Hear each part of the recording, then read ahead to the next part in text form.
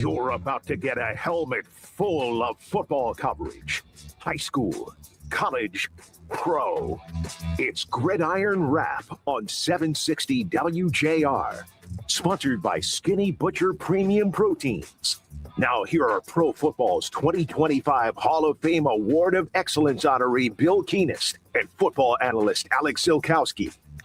Welcome, everybody, to the last regular season of NFL football and Gridiron Wrap on WJR 760, our great voice of the Great Lakes. And never disappoints, Alex. Just a lot of intrigue and drama, and, you know, on the collegiate level and certainly on the NFL level. And I mean, you know, what's obviously logically first and foremost on most of the minds in our area is the Lions game. And, you know, they're just going into Chicago and so far dominating. And, you know, there's strong thoughts I have on that game. It reminds me so far of how the Lions played at San Francisco in the championship game 2 years ago, 3 years ago. And I know Fox brought up what Dan Campbell said after the game about how hard it is to get back to that point, and that they may never get back to that point. But I just saw the Lions just play so well in the first half of this game.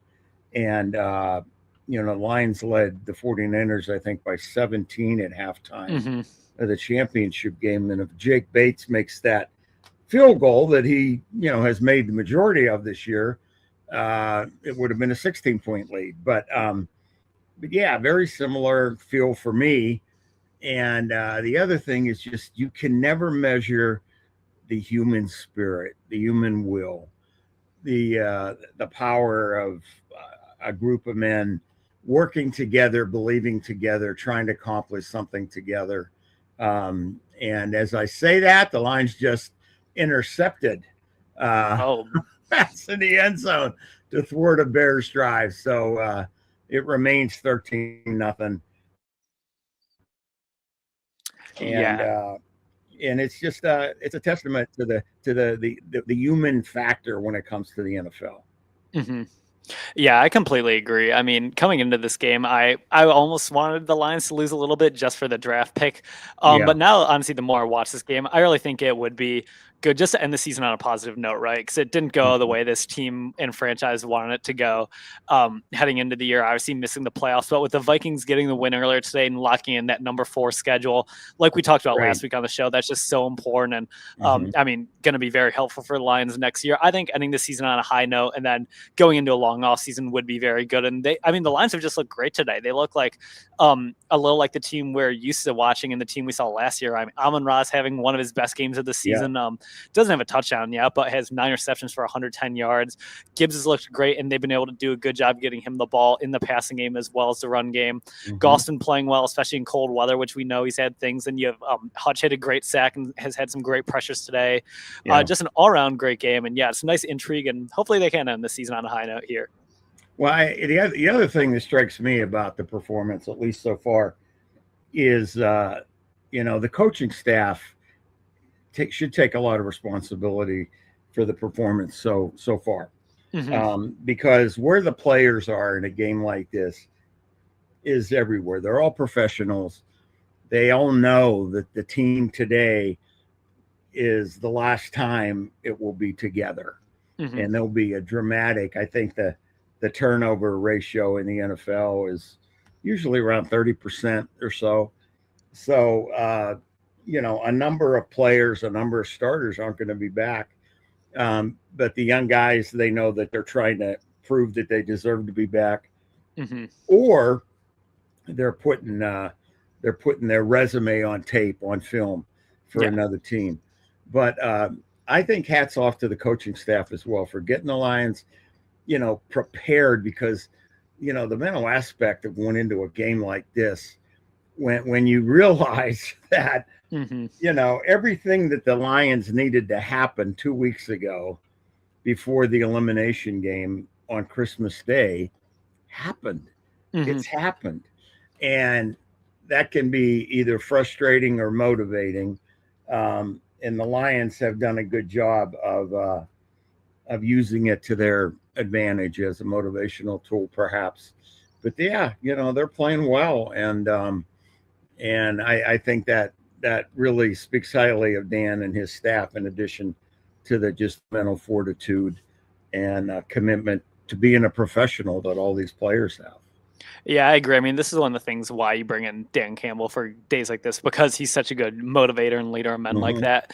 And then you also have to wonder with Chicago as well. I mean, they're going to be playing next week, so it probably is a little bit harder for them and their players to really be focused on the game. That I mean, they're just playing for the 2 or 3 seed here, right? So they know they're either going to get Green Bay or LA next week, and so it might just be a little harder, especially to play a team with all their starters out here today, which not a lot of teams around the league in this window right now do have all their starters out, but the Lions do, and they're playing hard. So just interesting kind of plot line and storyline from the human aspect of the game, and the Lions are doing a great job rising to the occasion.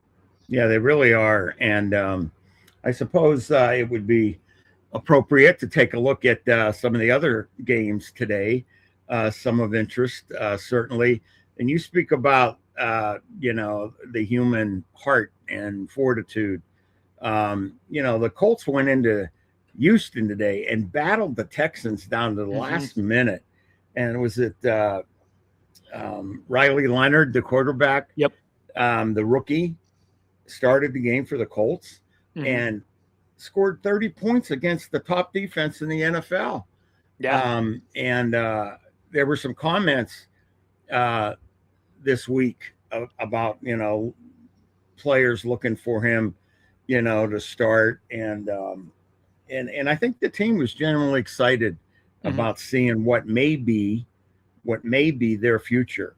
And, so the Colts went into Houston and played very well, even though the Texans came away with a win. The game I worked, the Giants rolled over the Cowboys, and I was talking to some team personnel before the game started, and man, for like it seemed decades, when the Giants and Cowboys were playing, it was always a 4:00 game or a night game or a prime game, and it was Madden and Summerall, or Jim Nantz or Joe Buck, or it's just fascinating how up and down the league is. But the Giants look good today. Their young guys played hard and came away with a win. Speaking of playing hard, the Browns defense played hard again, as it has all year. Credit to Jim Schwartz.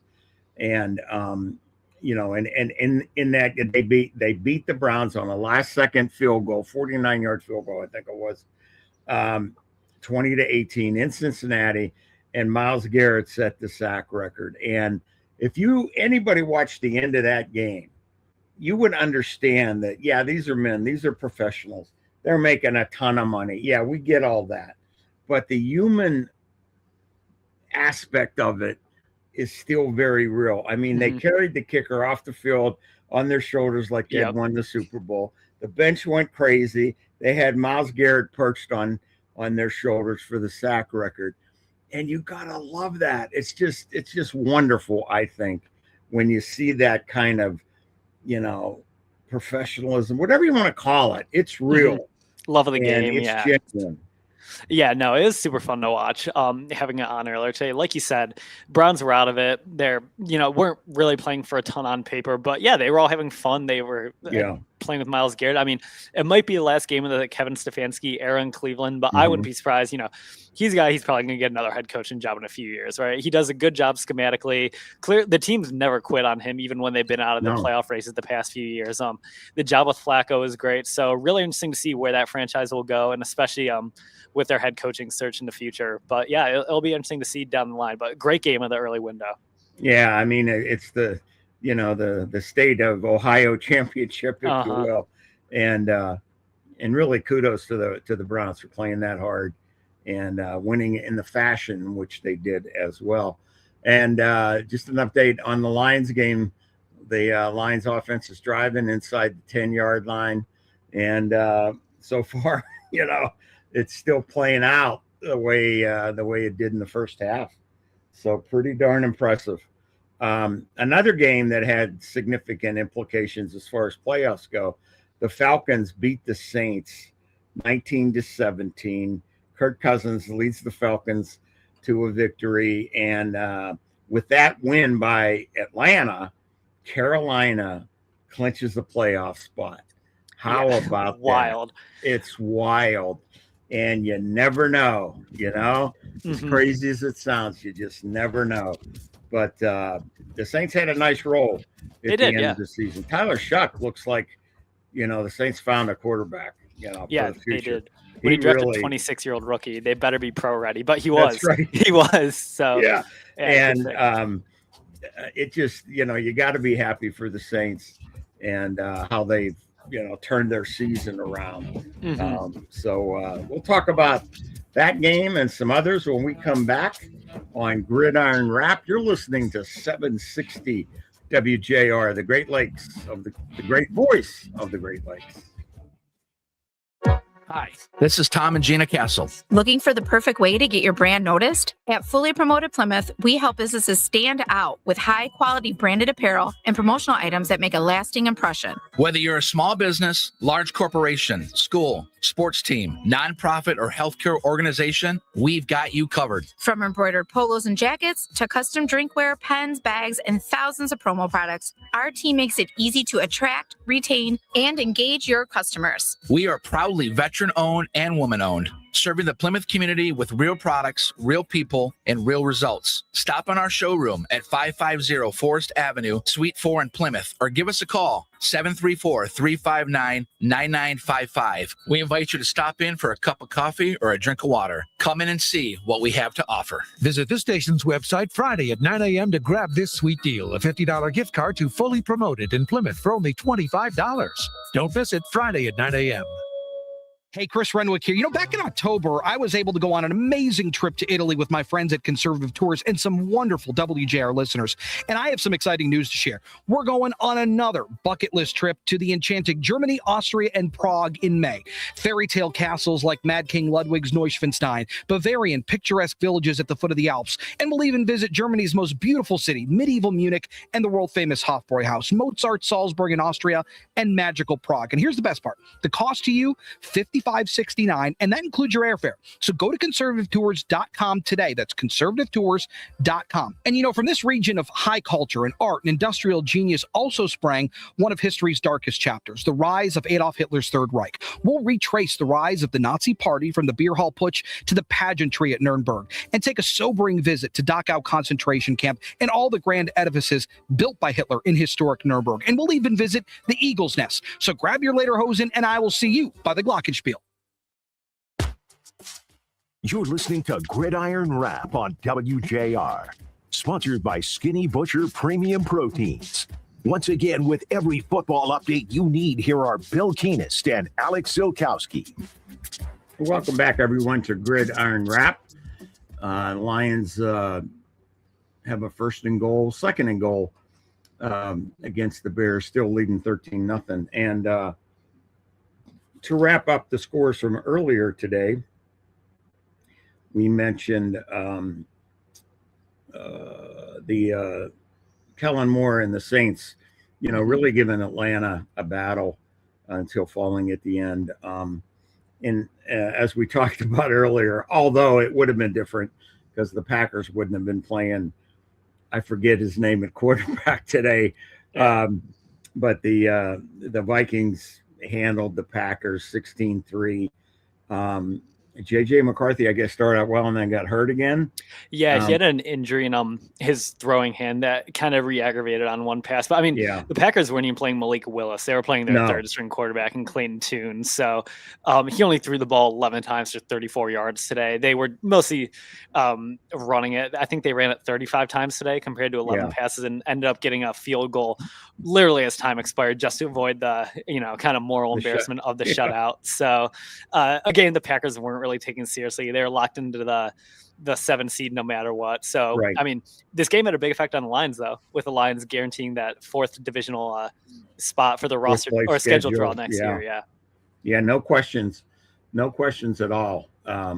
So I think the Packers were playing as if almost this was a bye week for them. They were just getting ready for the playoffs, and that was their focus, and that was their approach, and good for them.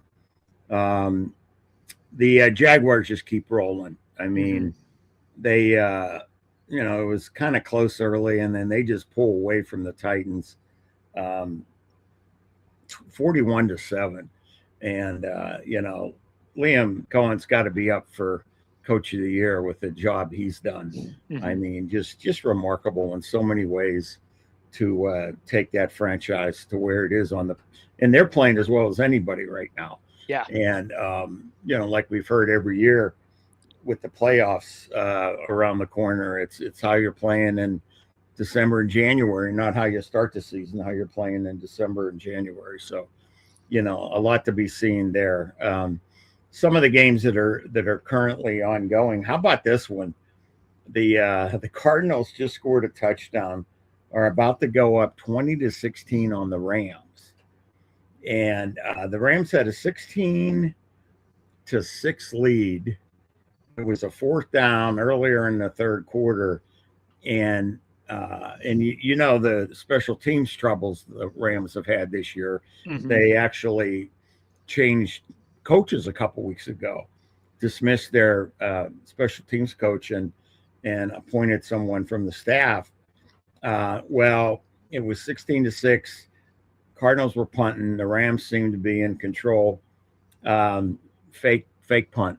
They threw a pass down the seam to one of the personal protectors for about 30 yards or so, and then they're now leading. They went ahead. And that's a game the Rams do not want to lose. They want to win that game for just the confidence factor. 3 weeks ago, they were the number 1 seed going into the playoffs, and they were rolling. And you look at how they played at Seattle. I mean, there were a couple fluke things that happened that cost them the game, but not offensively. The offense was great. But they've been sputtering the last couple of weeks, so we'll see what happens the rest of that game. In the AFC West battle, the Broncos lead the Chargers 13-3. Denver's on its way to the number 1 seed in the AFC, and you can't.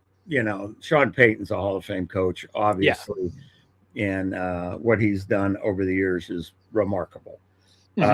Chiefs and the Raiders are tied at 6 in the third quarter. Patriots continue to roll. Mike Vrabel is another guy you got to consider for Coach of the Year. They're beating the Dolphins 24-10. The Eagles are resting a lot of guys today, and they're beating the Commanders 14-10 in Philadelphia in a game that will be remembered less for the score and more for the sort of the nostalgia aspect of it. The final game at Rich Stadium. I'm not sure what's even called now. It's Highmark currently. Yeah, but Buffalo says goodbye to its home since 1970, and any stadium that's around for as long as that one has been is going to have a ton of memories. But there's something so unique about the Buffalo fans, the outdoor venue, so many games, the 4 straight Super Bowls. I mean, you could go on and on and on. The greatest comeback in playoff history when Frank Reich brought the Bills back against the Houston Oilers back then. Warren Moon and the Houston Oilers. But the Bills are sending they appear to be in great control with this swan song, if you will, leading the Jets 29-0 in the third quarter. And the Jets may be on the side of a very dubious streak, or record rather, in this game. If they don't intercept a pass, their defense will be the first in, I think, NFL history. Yeah, NFL history. Not to have intercepted a pass during an entire season. Yeah, well, 107 season, I think, of NFL football this is, and then the first one. Yeah, not very surprising. I guess it's a little bit scheme driven with how much Aaron Glenn likes to run man. You don't have as many players playing with their eyes on the quarterback rather than back turned towards it. But I mean, that's such a Jets stat, right? To never have one tip pass go to a linebacker, never anything good like that happen. No. Yeah, very dubious, but happy for Buffalo to give the Ralph the send off it deserves, but also, and not to get too into this, but I'm so happy the Bills are building another outdoor stadium. Me personally, I believe football is a game that is at its best when it's played outside and in the elements. And it's made me a little sad with all the indoor stadiums that have been announced recently with some of these teams like Cleveland, Chicago, and Kansas City. I get why they do it. I get the the economics behind all that. Just from the purist in me, I love watching the outdoor games. So I'm super glad that the Bills are going to continue to play some awesome snow games going forward. Well, I agree with you, and I think not only is it what we grew up with when it comes to football and the NFL and college, but there are some pretty significant statistics that bear out teams that play in the elements have a very decided home field advantage compared to teams that don't.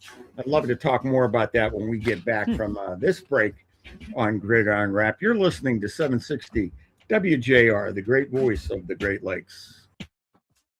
Cashback is not available on gas in New Jersey and Wisconsin. Susan, I'm sorry I'm late. Traffic is terrible. It sure is. But on top of that, gas prices have been skyrocketing. I can't believe how expensive gas has gotten recently. Prices at the pump are up, but I never pay full price for gas anymore. I just use the free Upside app that pays you cash back for every gallon of gas you buy. Wait a minute. Are you saying you actually get paid cash when you buy gas with the Upside app? Yes, I get real cash back every time I buy gas. And does that actually add up to anything? I've made around $200. Wow, that's serious extra cash. I'm downloading the free Upside app now. Download the free Upside app to earn real cash back every time you buy gas. Use promo code AUTO for an extra 25 cents per gallon cash back on your first fill up. You can cash out anytime right to your bank account, to PayPal, or an e-gift card for Amazon and other brands. Just download the free Upside app and use promo code AUTO for a 25 cents per gallon bonus on your first tank. That's code AUTO for 25 cents per gallon cash back on your first fill-up.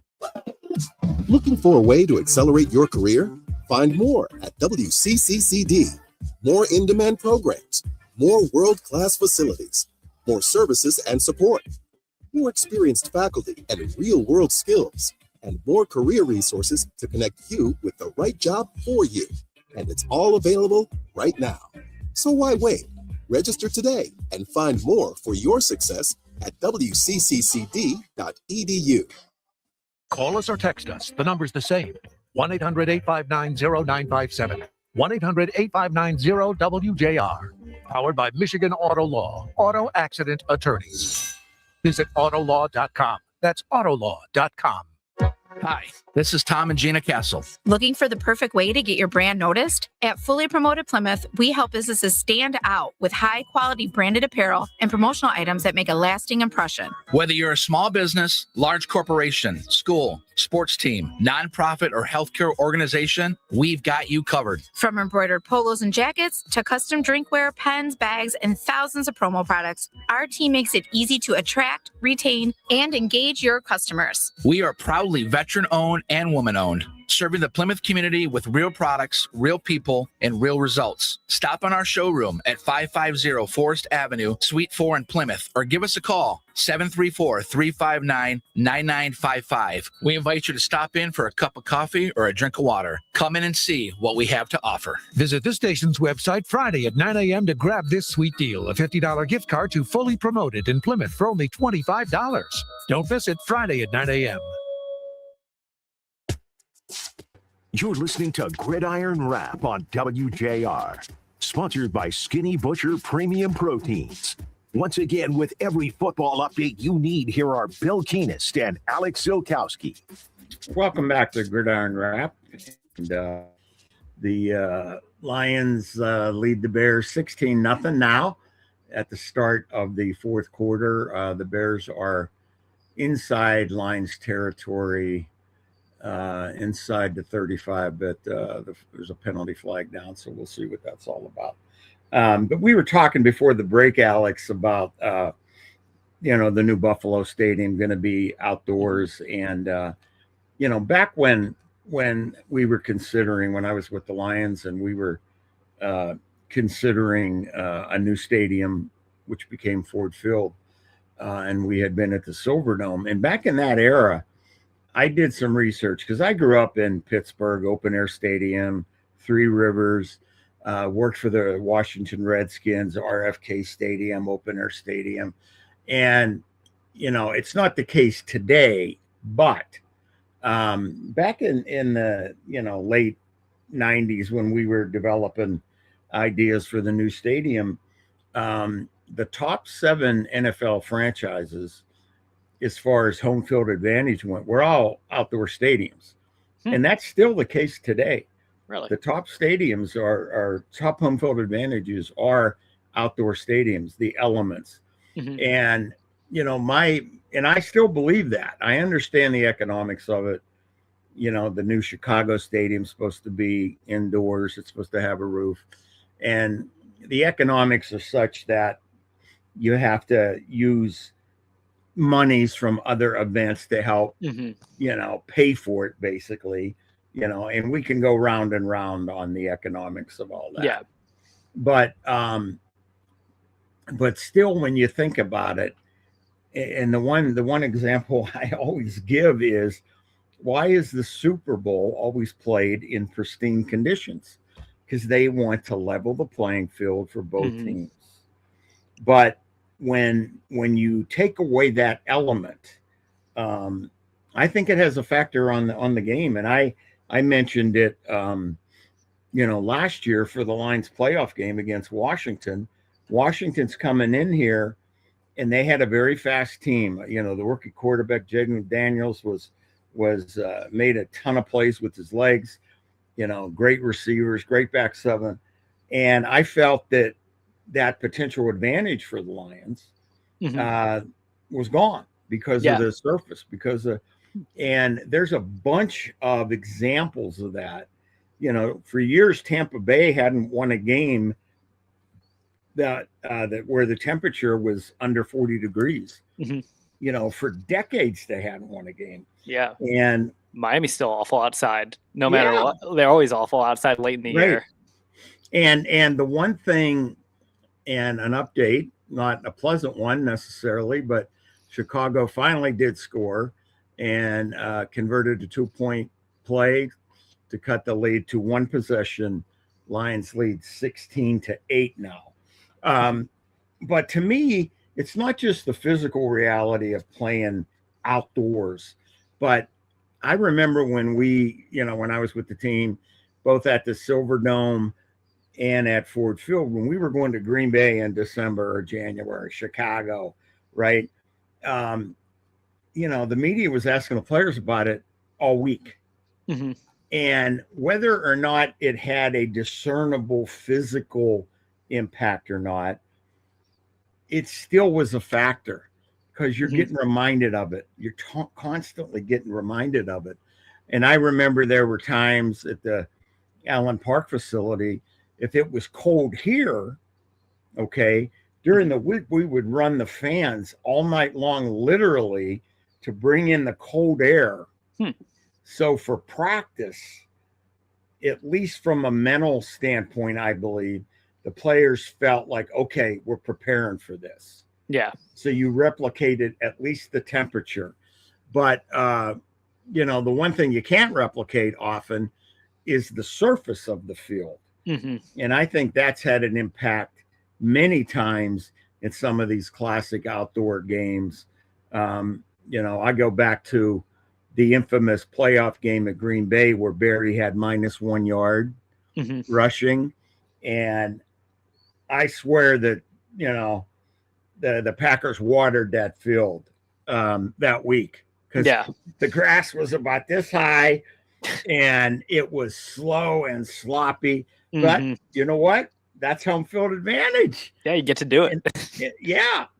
And there is no doubt in my mind that had an impact on our offense. An offense that not only had Barry, but the Herman Moores and Brett Perrymans and Aubrey Matthews and we were offensively at least built on speed, and it got negated because of the surface. So, kudos to the Bills for having that foresight. And I also believe now Buffalo's unique. Buffalo's a lot like Green Bay or like Pittsburgh used to be, at least with the fans, where they get so psyched up being outside at tailgates. You know, by the time the ball is kicked off, they're ready to play. Yeah. So I think there's a lot of factors that go into it. But I agree with you. I think that was a good decision. Yeah, I agree. And I'm pretty sure before they built the stadium, they actually sent out a poll to the season ticket holders, and they were overwhelmingly in favor of an outdoor stadium. But in some of the news stories and coverages I've been following as well, they have done some really cool things with the design of the stadium. It's built very high up, and it's kind of been designed to kind of minimize wind on the playing surface. So you almost get a little bit of the benefit of both, still being outside in the elements, but not having wind affect the kicking and all that.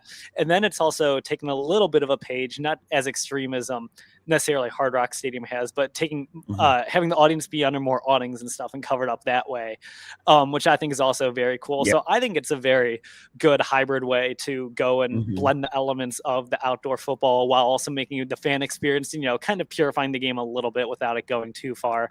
But yeah, I find all the kind of gamesmanship about the indoor-outdoor stadium and the field conditions like that super interesting all around. And, hopefully some more NFL teams, kind of take note of this kind of cool hybrid design because, if everything's inside, it gets a little too repetitive sometimes. So I really like it. But yeah, awesome job by the Bills to, design a cool stadium and it's great that they're sending off Highmark today in a good form. It's interesting you mentioned Hard Rock Stadium with the roof design. And it was probably in the early 2000s. I can't remember when, but it was shortly after we opened Ford Field. And I got a call from a columnist. I think he was with the Tampa Tribune, and their attendance in Tampa was suffering. And he just wanted to get some thoughts about stadium designs as they're at, and or about attendance. I'm not sure what. So I said, well, I'll tell you what the first thing I would do without question, because, we played down in Tampa every year for years when we were in the old NFC Central, with the 5 teams. I said, I wouldn't enclose it, but I would put a roof on that sucker, because your fans, you just watch the early season games. It is so hot with those metal bleachers. People can't survive. I mean, literally out there in that sun. And so I'm sure Miami, that was the logic behind their decision to do what they did. But, home field advantage, sadly, although it used to be one of the great benefits of a home game, is not what it used to be. And a lot of that has to do with the fact of the secondary market of tickets. You can get tickets anywhere for any game at any time if you're willing to pay the price. And that's certainly how Lion fans have been able to travel so well over the past 2 years. And I heard something that was just heartbreaking, having grown up in Pittsburgh, that when the Packers played the Steelers earlier this year and beat them in Pittsburgh, there were more Packer fans there than Steeler fans, which is something I would have never believed years ago. That is wild.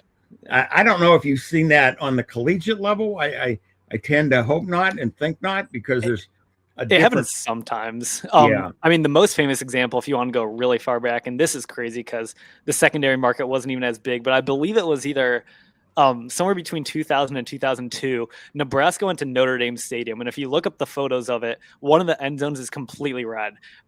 With how, Nebraska is known for traveling super well. And Notre Dame, that kind of happens to them more because they're such a national brand that it isn't as concentrated in Indiana. And it's such like a bucket list kind of destination for a lot of visiting fans that happens. But yeah, it does happen a lot more in college. I mean, when I went to Wrigley Field earlier this year for a Michigan Northwestern game, obviously special circumstances with it being at Wrigley and Chicago being such a hub for Michigan stadiums. But if you didn't have all those scoreboard graphics and announcements, you wouldn't have known it was technically a Northwestern home game.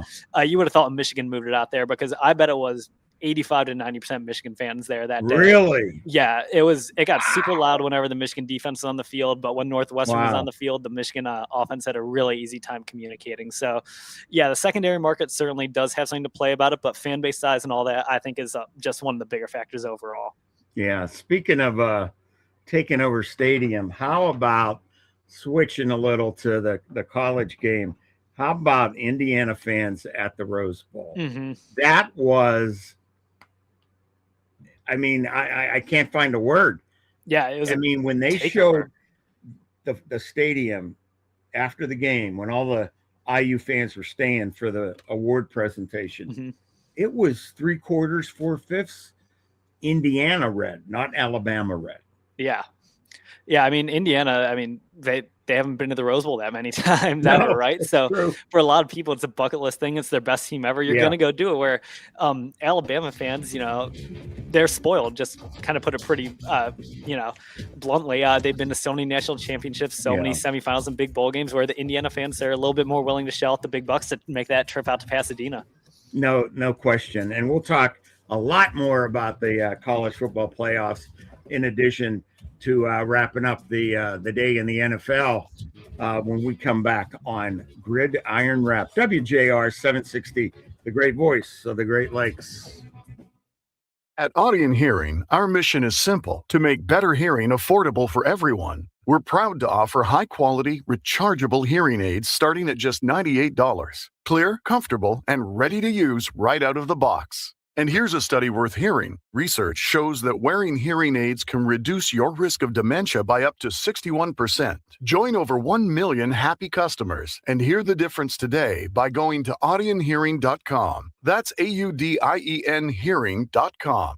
My name is Whitney Allen. I am a widow. My husband, Ryan, died. We never thought in a million years we'd have to use life insurance. The unexpected happened. With Ethos, it is so fast and easy. It's 100% online. You can get a quote in seconds, apply in minutes, and get same-day coverage. No medical exams, and you can get up to $3 million worth of coverage through Ethos. Get your free quote at ethos.com/term. That's ETHOS.com/term. Time spent on application may vary. Online health questions required. Hey, Chris Renwick here. Back in October, I was able to go on an amazing trip to Italy with my friends at Conservative Tours and some wonderful WJR listeners. And I have some exciting news to share. We're going on another bucket list trip to the enchanting Germany, Austria, and Prague in May.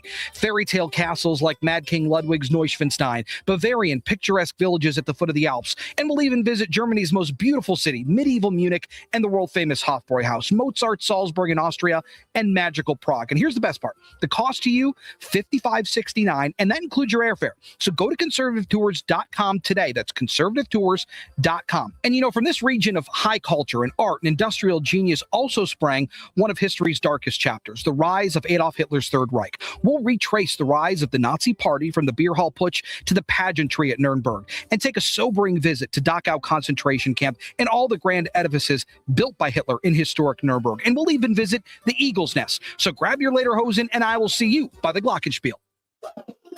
Looking for a way to accelerate your career? Find more at WCCCD. More in-demand programs, more world-class facilities, more services and support, more experienced faculty and real-world skills, and more career resources to connect you with the right job for you. And it's all available right now. So why wait? Register today and find more for your success at wcccd.edu. You're listening to Gridiron Wrap on WJR, sponsored by Skinny Butcher Premium Proteins. Once again, with every football update you need, here are Bill Keenest and Alex Zilkowski. Welcome back, everybody, to Gridiron Wrap. And one thing before we get into an update of the NFL games, Alex, and also refocus on the college playoffs. I wanted to mention some sad news today in the local sports community. Dave Garicki, who was the prep writer for the Detroit News forever, and he passed away after an illness. And I would advise everybody that's listening to take a look at Lynn Henning's article in the Detroit News today. I think Lynn's one of the best writers I've ever experienced in our community. He's retired or semi-retired because he's still working occasionally, but he wrote a beautiful tribute piece to Dave. And when you think about it, prep writers are so special, you know, and a lot of them, the majority of them that I've come to know, they remain in that beat forever, because I think they realize the impact they can have on young people and on a community, on a school district. And I'm literally getting goosebumps right now because I'm thinking of some of the prep writers I know, Mick McCabe and Dave. I knew Dave, and my children that got covered. But you know, Dave was a family man. He had triplet boys, and I think from Coldwater, that part of the state. But truly a loss when you think about how many young people he impacted over the years. Can you even begin to fathom how many lives he touched, and undoubtedly for the better? Yeah, it's reporting on high school football and local media is so important, because it's one of the things where, in particular, not many forms of journalism, you're actually positively impacting people's lives, right? You might be informating and all that, but with high school football and covering it, you're literally changing the trajectory of kids' lives by highlighting these standout performances, you know, getting their name out there. Even in today, in the age of the internet, the local reporting is so important for a lot of these kids to get mentioned. Obviously, you know, your kid who's 6'8", 320, he's going to get noticed no matter what, but especially for people who go on to play at the, you know, group of 4 level, FCS, D2, D3, NAIA. These local reporters are one of the biggest factors for them getting recruited and getting that chance to play the game for more years. And, you know, maybe you're in a scholarship doing it in the meantime. So really sad loss. But again, like you said, many lives touched and affected for the positive. So great to be lucky enough to have someone like that in the community and in the Detroit media sphere. Yeah, I think that's a great point, Alex, because we've been fortunate in Detroit because high school sports, youth sports are so important to the fabric of so many of our communities. And JR does a great job with the Friday night games, the Chris Renwick and the local high school broadcasting, you know, aspiring broadcaster, a student participate in, and with our sportscaster show. It's just beautiful, I think, when you think about the impact things like this have on the young people, our future, really. And Dave, you know, our deepest sympathy to Dave's family, but what a legacy he has left in this community. And like I said, the lives he's touched over the years, I can't even begin to estimate, because and when I say it could be millions, it could be millions when you think about it. Yeah. So I wanted to make sure we mentioned that. And some other news that as we update you on the Lions-Bears game, Caleb Williams is being Caleb Williams again. It's starting to look like Brock Purdy from a few years ago. The Bears are now inside the 5. There's 6 minutes to go in the game. It's a 3rd and 1, but the Lions still have that 1 possession lead, 16-8. So obviously, if they score a touchdown here, they'd still have to convert a 2-point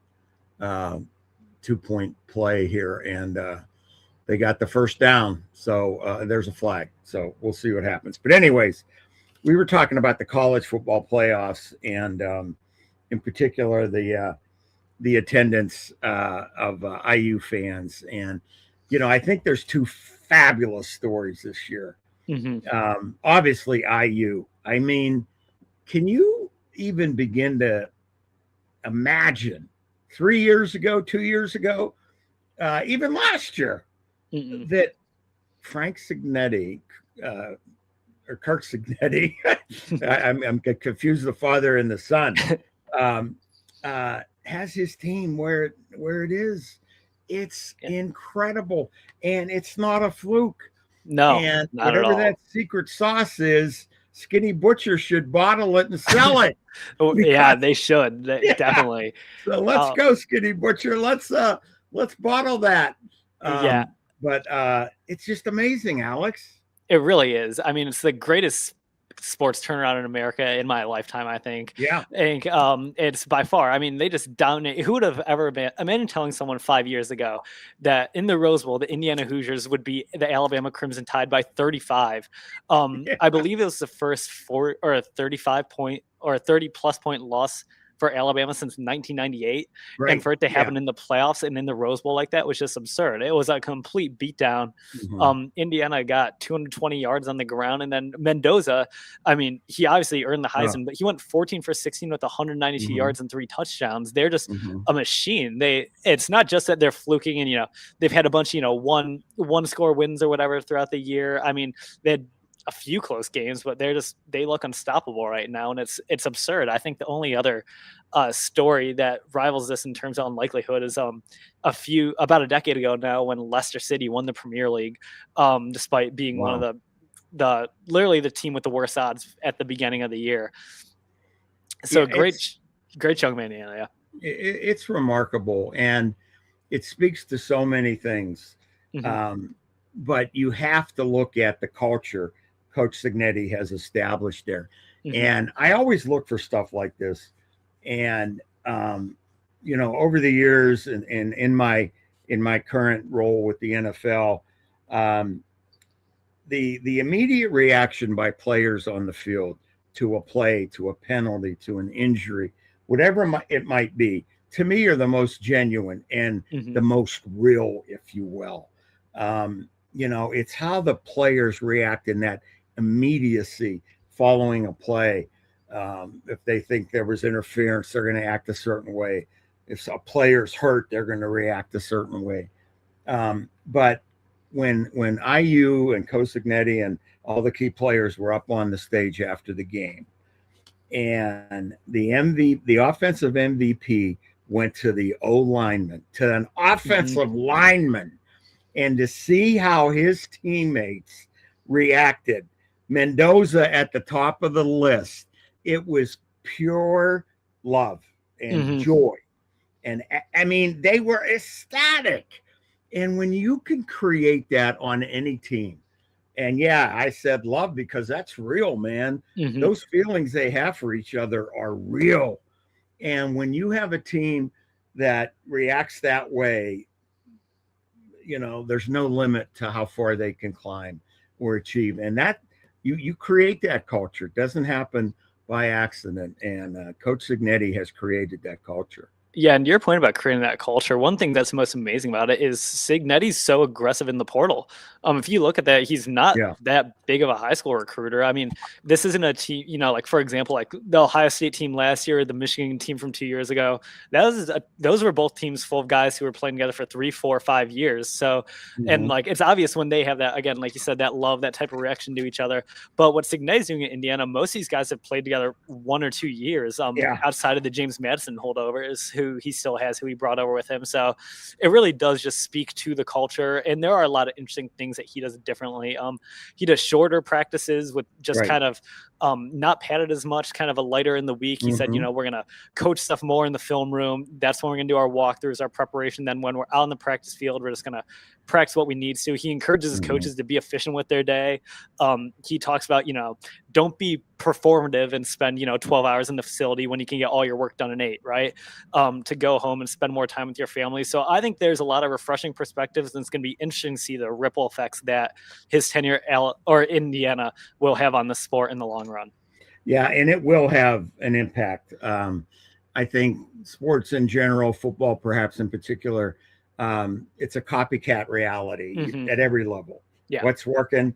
The key is, again, whatever his secret sauce is. What is his secret sauce? And, players, coaches are all going to try to replicate it. And in the other story, in addition to IU, is Ole Miss and the fact that they're still playing ball. Yeah. And not only losing the head coach, Lane Kiffin, to a new job, but also, the fact that they've got a Michigander at quarterback who was hosting the D2 trophy a year ago for Ferris State. It's just fabulous. And it, in a way, it's similar to what IU has done. Just the power of the human spirit and belief in yourself and in team. And it's incredible when you watch that Ole Miss game against Georgia, who I think prior to the quarterfinals had to be probably one of the favorites. Yeah, Georgia was just rolling. They did a great job against Alabama in the SEC championship game. But Ole Miss, Trinidad Chambliss played great, but Pete Golding's also been doing an amazing job from the coaching perspective. He got hired and made full-time, not interim immediately, and he's done a good job balancing the delicate situation of the offensive staff, most of them being employed by LSU. And then he's also, I've read, called in some favors in the coaching community, getting guys like the Stoops brothers and Rick Neuheisel in to help kind of run the practices. So he's done a great job in a challenging time. So I'm happy Ole Miss is moving on. They're doing a good job in a difficult situation. Yeah, and we'll talk more about the college football semifinals coming up when we come back on Gridiron Wrap. You're listening to 760 WJR, the great voice of the Great Lakes. The CJ Pearson Show. I'm CJ Pearson, and I'm the host of the CJ Pearson Show. Every single week, we'll take on the biggest cultural, political, and moral battles in America head on. No spin, no filters, and no apologies. We'll break down the biggest stories shaping our culture from a Gen Z perspective that refuses to be managed, muted, or manipulated. Bold truth, real conviction, zero permission. This isn't punditry. It's a generational takeover. This is the CJ Pearson Show. The CJ Pearson Show. Follow and listen on your favorite platform. Start your day by hitting play on 5 Things First Thing with JR Morning's Chris Renwick, Lloyd Jackson, and Jamie Edmonds. Get the day's top 5 stories in just 5 minutes, delivered right to your device. Subscribe to JR Morning's 5 Things First Thing wherever you get your podcasts. We're on Instagram at WJR Radio. Do you have a leaking roof? How about a wet basement? Do you need new windows? Does your home need a facelift? If you need any of these things, the Inside Outside Guys have contractors for you at theinsideoutsideguys.com. From designing and building a new home to a simple kitchen remodel, whatever you need for your home, go to theinsideoutsideguys.com for housing information you can trust. Sponsored by Curtin Lumber. Build with confidence at Curtin Lumber in Holly. We're a 4th-generation family-owned lumber yard, proudly serving our community for over 75 years. From house packages to additions, pole barns, garages, and decks, we've got almost everything you need to start and finish your next building project. Need help planning? We offer free estimates too. And right now, we have fiber on decking in stock, perfect for your outdoor space. Stop by Curtin Lumber in Holly, where experience meets family tradition. This is the great voice of the Great Lakes, 760 WJR, Detroit, a Cumulus media station. Of course. I'm Paul Stevens, Fox News. Former Venezuelan President Nicolas Maduro in custody in New York City after his capture by the U.S. military on Saturday. But apparently his legal problems are just the beginning. Fox's CB Cotton at the Metropolitan Detention Center in Brooklyn. Ousted Venezuelan leader Nicolas Maduro will be arraigned tomorrow in federal court at noon Eastern. He'll be driven there from this federal detention facility where he's currently behind bars. Since he's arrived here, we've seen both protests and celebration outside this prison. Hundreds last night waving Venezuelan flags and people cheering for Maduro's downfall as he arrived at the Metropolitan Detention Center. But today, another gathering. Protesters chanting, "Release Maduro right now," and condemning the U.S. military action that got us to this point. Meantime, Senate Minority Leader Chuck Schumer taking issue with Congress not being informed before the Maduro capture took place. He questions the legality. They did not just do ships off the water. They went inside Venezuela, bombed civilian as well as military places. And it's a violation of the law to do what they did without getting the authorization of Congress. Schumer on ABC's This Week. Secretary of State Marco Rubio, meantime, says the White House did not have to inform Congress beforehand about the capture of Maduro because the military was executing a law enforcement operation. This was not an invasion. We didn't occupy a country. This was an arrest operation. This was a law enforcement operation. He was arrested on the ground in Venezuela by FBI agents, read his rights, and removed from the country. Secretary Rubio also on ABC's This Week. Airlines now scrambling to help passengers whose planes were disrupted, and plans as a result of the U.S. operation in Venezuela service gradually returning on the major carriers. America's listening to Fox News.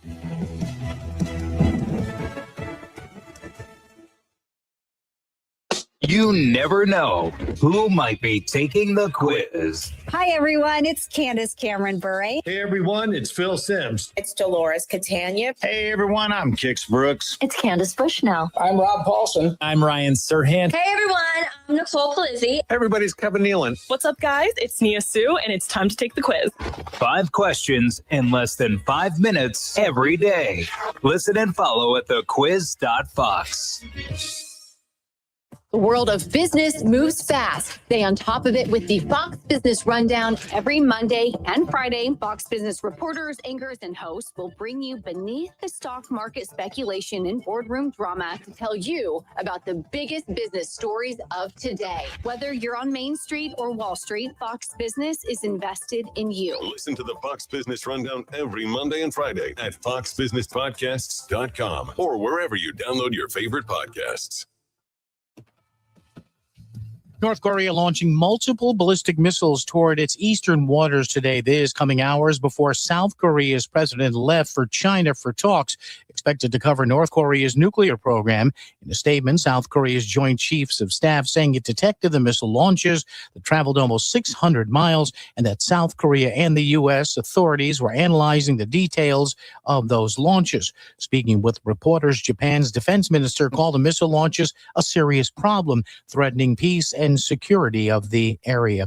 British and French forces, meantime, carrying out airstrikes on ISIS targets in Syria on Saturday. Fox's Stephanie Bennett in London. The UK Ministry of Defense says careful intelligence analysis identified an underground facility in the mountains north of Palmyra. Officials believe it was storing weapons and explosives, and the area surrounding it was away from civilians. Using guided bombs to target several access tunnels down to the facility, the Ministry of Defense says initial indications show it was a successful mission, and all aircraft returned safely. The French military said the strikes were aimed at preventing the resurgence of the ISIS group as the fight against terrorism remains a priority for France and its partners. Britain and France are part of the U.S.-led coalition that has been fighting ISIS militants for more than a decade. And this comes after U.S. strikes in Syria last month. At least 30 villagers have been killed. Several others are missing after gunmen raided a village in northern Nigeria's Niger state. The gunmen swarming the village in the Borgu local government area on Saturday night, opening up fire on residents. And hundreds marching in silence today, Sunday, honoring the victims of that New Year's Eve bar fire in the Swiss Alpine resort of Crans, Montana, that left 40 people dead, many others, in fact, dozens severely injured. The investigation there continues. I'm Paul Stevens. This is Fox News. WJR Traffic and Weather first. We're actually in pretty good shape for the most part. It will take you just 10 minutes on 275 southbound from the M1496 interchange to connect to I-94. If you're trying to make your way on I-75 northbound from 696 to M59, you're looking at a 13-minute drive. And if you're headed from downriver on 75, trying to make your way to the lodge, it's just 25 minutes. No delays. I'm Erin V, WJR Traffic and Weather first.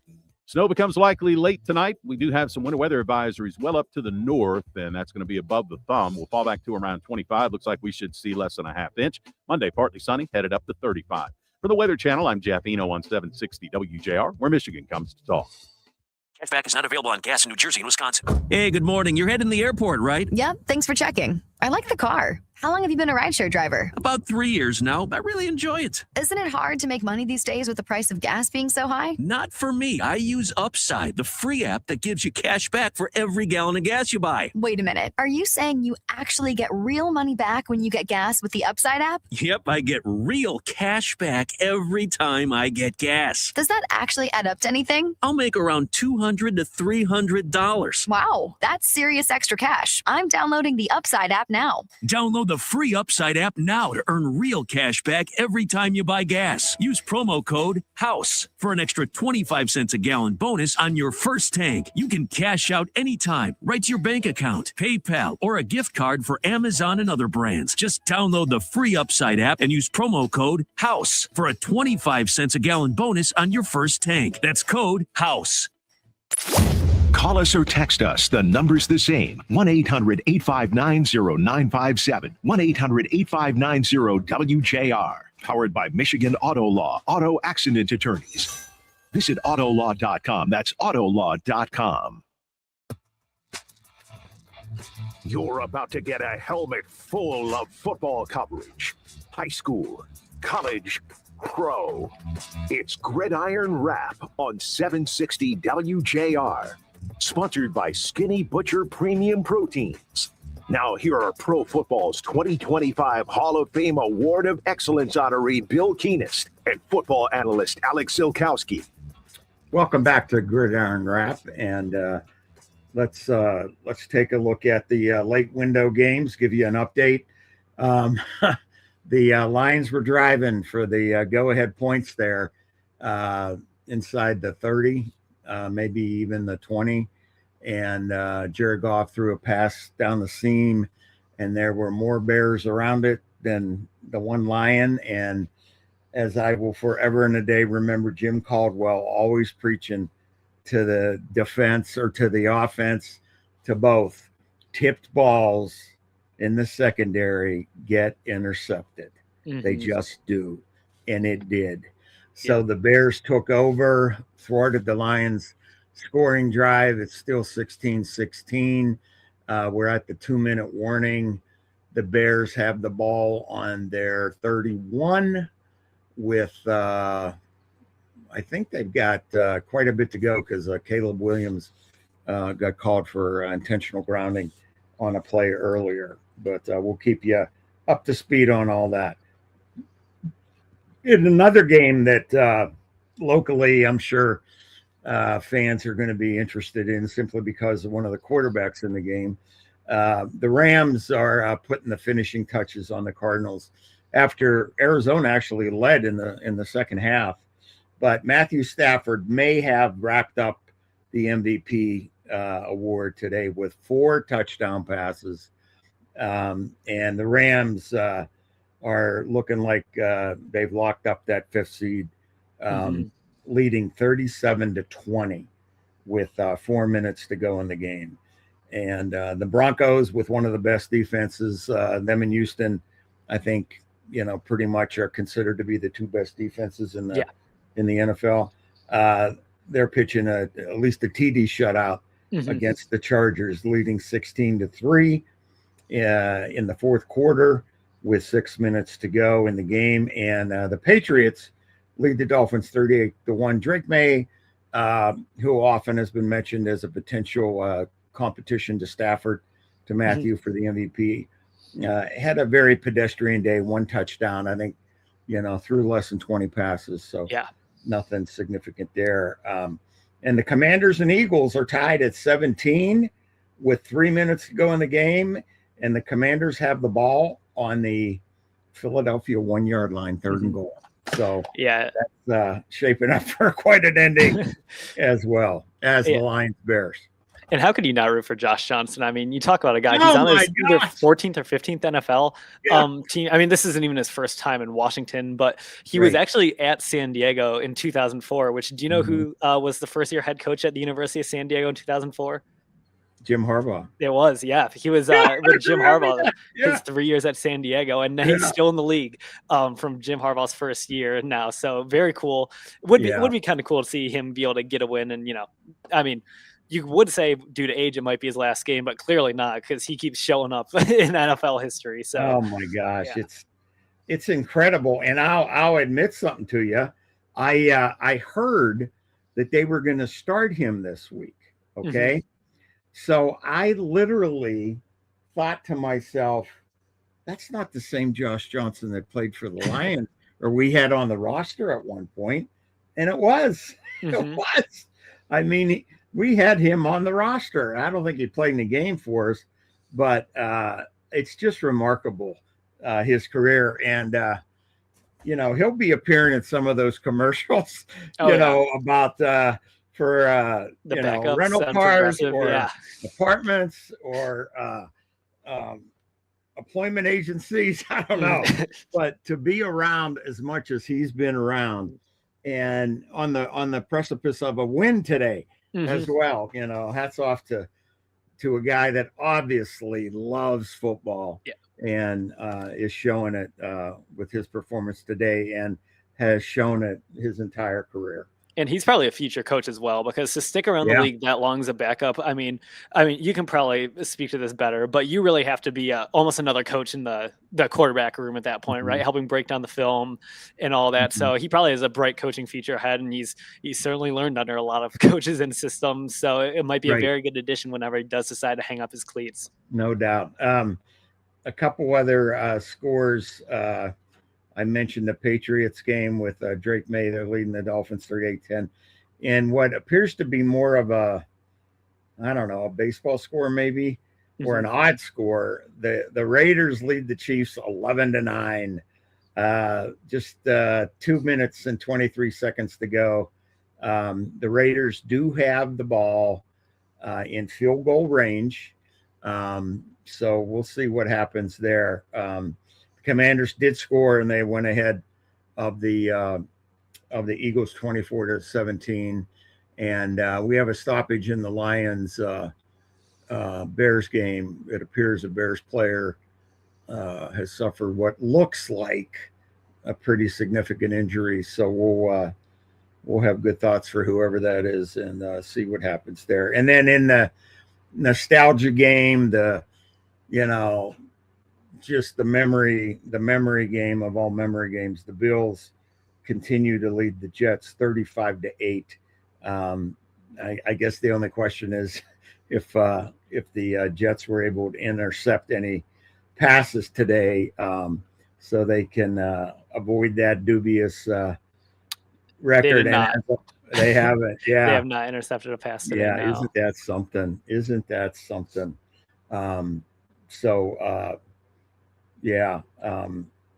And then again, it's not over with these games. A huge game tonight on WJR, the AFC Central, perhaps the top rivalry in the AFC, the Steelers and the Ravens. And it'll be at in Pittsburgh. I was going to say Heinz Field, but that's wrong. Acrisure Stadium. Michigan Company. And it's a playoff game. That's the only way you can look at it, because the winner plays next week and the loser goes home. Yeah, it's certainly a playoff game. I mean, it's also just so fun to watch all the time, because this is Mike Tomlin and John Harbaugh's 40th meeting all time as head coaches against each other. So it's so interesting just to see the chess match that goes against each other. And it sounds like TJ Watt's expected to play for the Steelers tonight, which is always huge. I mean, there are many stats showing how much better the Steelers record is when he's in. He's recovering from a partially collapsed lung. I'm going to be interested to see how much the Steelers run game can really get going tonight, because the Ravens are just one of these teams that they're just built for the cold weather. Derrick Henry, as we saw last week against the Panthers, just had one of the best performances in a long time by a running back in a game, just totally dominated. Lamar is always a threat, obviously, and Tyler Huntley is as well. So I'm really excited to see. And then, Rodgers, he also has the experience in these big games. So this should, it's always an instant classic when these two teams play, right? And like you said, this is pretty much round one of the playoffs for both teams. So I'm really excited for it. I don't know. What are your thoughts on the game? Well, I think you made a good point about the Ravens being built for the game with that running attack. And I also think the Steelers will try to shorten the game by keeping Baltimore off the field. There could be some 8, 9, 10-minute drives in this game. Yeah. And that what we've said, forever, and it's been true forever, is there's two things that travel well: a running game and defense. And while the Ravens defense isn't what it used to be, the running game, at least in recent weeks, has shown itself to be pretty darn good. And for all the Line fans out there, somebody sprinkled some pixie dust on Soldier Field as the Lions are driving for what appears will be a attempt at a game-winning field goal.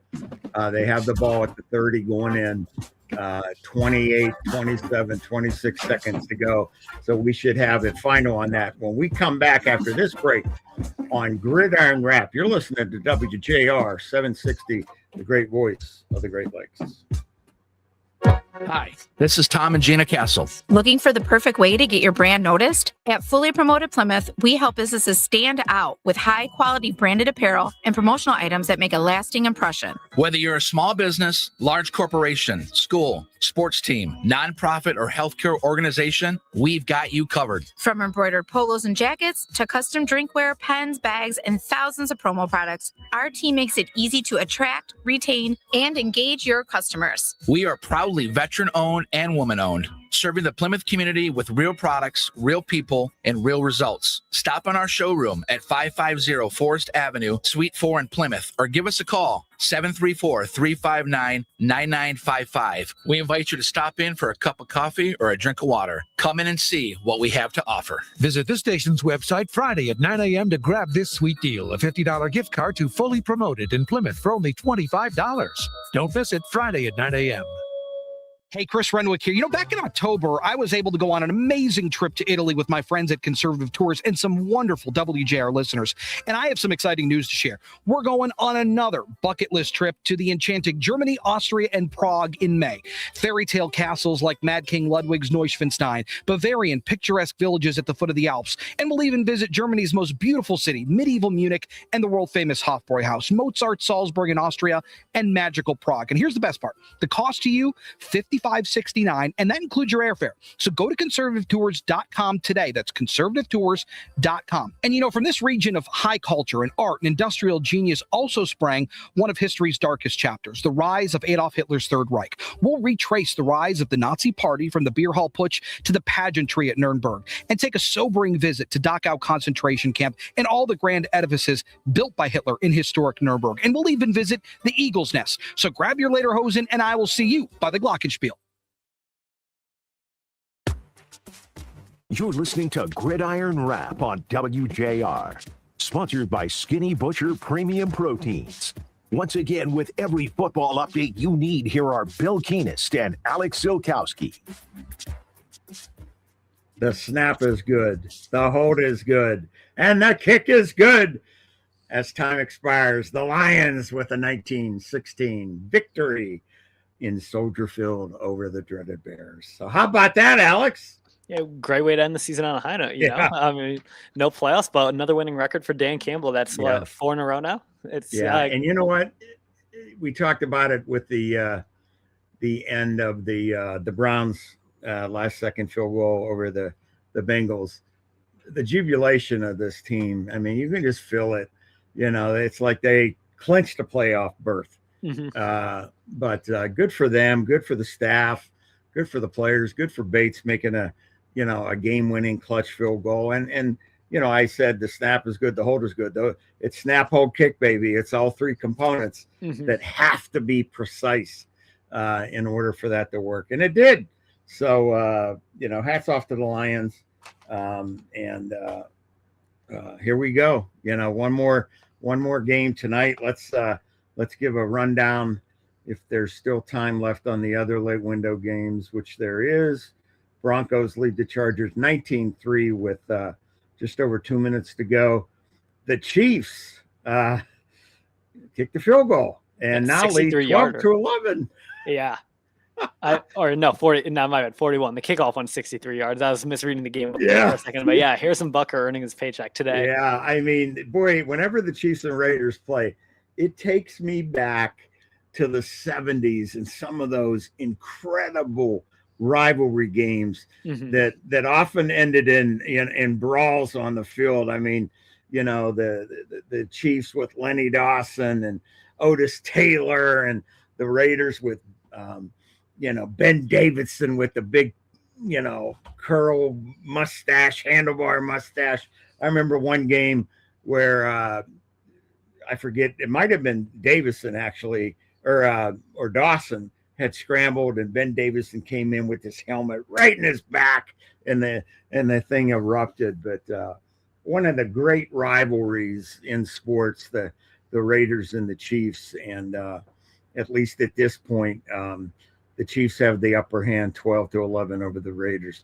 The Commanders are holding on to that lead against Philadelphia, and they also have the ball with a little over a minute to go. The Commanders are winning 24-17, so it looks like they're in control of that game. And as we mentioned earlier, the farewell game in Buffalo, the Bills, it's a final now. Buffalo wins 35-8. What a you know, stadium full of memories for all those fans. And now the Bills are on to the playoffs. There is a real outside chance they could play a playoff game there, but they would have to play a lower seed. Yeah. And it doesn't look like that would be the case this year. I mentioned the Patriots won 38-10 over Miami. The Rams and Matthew Stafford with 4 touchdown passes defeat the Cards 37-20. And the big game tonight, the Ravens and the Steelers on the north side of Pittsburgh, and for all the marbles. So what are your thoughts? Any additional thoughts on that one? Yeah, I mean, what I'm just really interested to see is, well, I want to see how healthy TJ Watt is, because that was such a unusual injury with a partially collapsed lung due to some dry needling technique or whatever. And then the other thing is just this Ravens defense. They started the year super banged up, and they just weren't really playing to the standard we were used to seeing out of the Ravens. So I want to see if they're fully healthy going in the playoffs and if they're peaking at the right time. They seem to do a pretty good job in Green Bay last week. Those are the big things. And then again, just what's the Steelers' response to Derrick Henry? I mean, Cam Hayward, you talk about one of these ageless wonders in the NFL. He's been having a great game. I believe he's PFF's top graded defensive tackle on the season, actually. Wow. At the age of 36. Something? Yeah, and I know he's going to be playing extra hard because he if you remember, he had kind of a mini holdout in training camp earlier this year. Yeah. And the Steelers, all his incentives are just team playoff wins as well. So he's, you know, a veteran presence might really help rally the troops. So that'll be something I'm interested in. But yeah, this is just a game when you see Tomlin and Harbaugh meet up like this, just every little thing matters. The game of inches, the special teams. I mean, John Harbaugh's a special teams guy. And then you got Smith over there, and Danny Smith, Danny Smith, you know, 2 of the best special teams coordinators in the game. So I'm just excited. It's going to be a great joy. Sunday Night Football is one of the best broadcast productions in all sports, and it's one of the reasons why you love the sport so much. And these are the games you wait for. Yeah, and obviously the NFL did it right again with the ability to flex schedule games the last few weeks of the season, and to have the Steelers and the Ravens for the final regular season game. It's compelling. It's essentially a playoff game, as we mentioned, and I'm sure it'll do a great rating. And hopefully the game itself, you know, lives up to the billing, if you will. So before we say goodnight, Alex, and we will have a show next week, just your thoughts on what's happened with Michigan and Michigan State, the coaching staffs, the portal, all that stuff, because they're working, man. I mean, this is the busiest time of the year in many respects for every college coach. Yeah, I mean, I'll start with the Michigan. I think Kyle Whittingham's assembling a really good staff. They got Jason Beck, who is Utah's offensive coordinator, which Utah had a great offense this past year. And they do a great job kind of doing similar stylistically, really prioritizing running the ball. And then he brought over, 5 He brought 5 coaches over from Utah with him, so pretty much Yeah. the whole offensive staff, and then retained Tony Alford, who is our running backs coach, who I think is one of the best in college football. He's been coaching at either Notre Dame, Ohio State, or Michigan for the past 21 seasons, I believe, which just speaks to his talent. And then you saw how well Justice Haynes and Jordan Marshall playing this year, and then also Savion Hyder, who is the number 1 running back recruit in the country last year, who averaged 18.5 yards a carry in a senior high school season, is coming in. And I think, he's one of the best running backs coming out of high school in the last decade. Then on the defensive side of the ball, he brought in BYU's defensive coordinator, which they always have a good unit, kept Michigan's defensive line coach in Lou Esposito, and then brought over some other guys with him. So I think I think Whittingham's doing a very good job assembling the staff. And some of the guys, it's a nice blend of West Coast and Midwestern talent. Then over in East Lansing, I think Fitzgerald's doing a great job. I really like the hire of Nick Sheridan as an offensive coordinator. I mean, he's familiar with the state. He played at Michigan, but he's been on staff with DeBoer the past few years. And then as much as I like that hire, I really like what he's doing with the defensive side of the ball. I think keeping Joe Rosie is a good idea. He's been he's been effective as Michigan State's defensive coordinator, and he seemed really fired up. The players seem to love him, so I think it's nice to have some continuity. And then Max Bola, who was a star in the peak D'Antonio years when they made the Rose Bowl and all that. He's actually been kind of a rising star in the coaching ranks a little bit here. He's been at Notre Dame under Marcus Freeman the past few years, and he's been co-defensive coordinator and linebacker coach. He's going to be this upcoming year, so that's very good. Then on the transfer portal front, Michigan State, they've been kind of they've had a lot of players enter the portal. I believe they have something like 36 players in the portal or 36 on the roster. Either way, just kind of decimated. And then Michigan only has about 11 or so players in the portal, with some potentially coming back and just kind of testing the market. Others seem like they're leaving, but it seems like they're doing a pretty good job. But yeah, the portal is open for 12 more days here, I believe. And it is just a very chaotic time of the year. It's a very time to be glued to your phone and check everything out. Yeah, the timing of the portal gets a lot of criticism with the playoffs still going on. So I imagine that'll be looked at a lot in the off season, depending on who's in charge of the NCAA football these days, because it seems to be, a moving target from time to time. But that's our show for tonight. Our thanks to Alex and to Danny Cahalan, our producer extraordinaire, and of course, Skinny Butcher. We wouldn't be here without available on gas in New Jersey, Wisconsin. Susan, I'm sorry I'm late. Traffic is terrible. It sure is. But on top of that, gas prices have been skyrocketing. I can't believe how expensive gas has gotten recently. Prices at the pump are up, but I never pay full price for gas anymore. I just use the free Upside app that pays you cash back for every gallon of gas you buy. Wait a minute. Are you saying you actually get paid cash when you buy gas